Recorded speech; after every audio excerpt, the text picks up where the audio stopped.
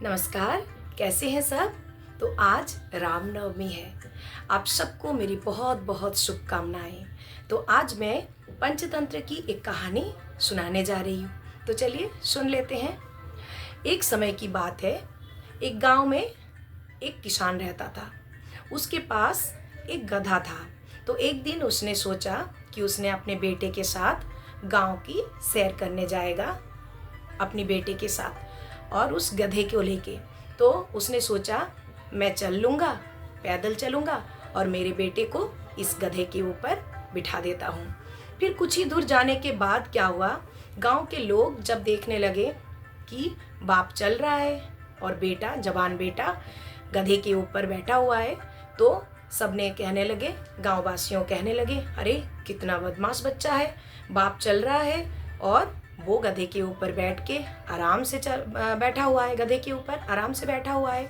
तो उस बच्चे को ये सुनते ही बड़ा इंसल्ट फीलिंग हुआ। तो उसने गधे से नीचे आ गया और उसने पिताजी को कहा कि पापा आप गधे के ऊपर बैठ जाओ, मैं पैदल चल लूँगा। फिर क्या हुआ, उसके पापा गधे के ऊपर बैठ गए और उसका बेटा चलने लगा। कुछ ही दूर जाने के बाद फिर से कुछ लोग बोलने लगे, हंसने लगे कि अरे अरे देखो, बाप गधे के ऊपर बैठा हुआ है आराम से और बेटा चल रहा है। तो ये बात सुनते उसके बाप को बड़ा शर्म आया। फिर दोनों क्या किए, बाप बेटे दोनों चलने लगे और उस जो गधा था उसको दोनों अपने पीठ के ऊपर पकड़ के चलने लगे। थोड़ी दूर जाते ही एक नदी आया और नदी के ऊपर एक छोटा सा पुल था। उस पुल को जब वो पार करने के लिए पुल के ऊपर गए तो दोनों गधे को लेकर पुल पार होने में उनकी पैर फिसलने लगा और बैलेंस खोकर क्या हुआ, गधा नदी के ऊपर, नदी के नीचे गिर गया, पुल से नदी के नीचे गिर गया।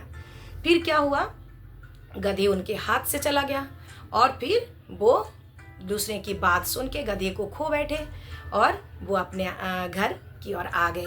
तो दोस्तों, इस कहानी से हमें क्या सीख मिलती है?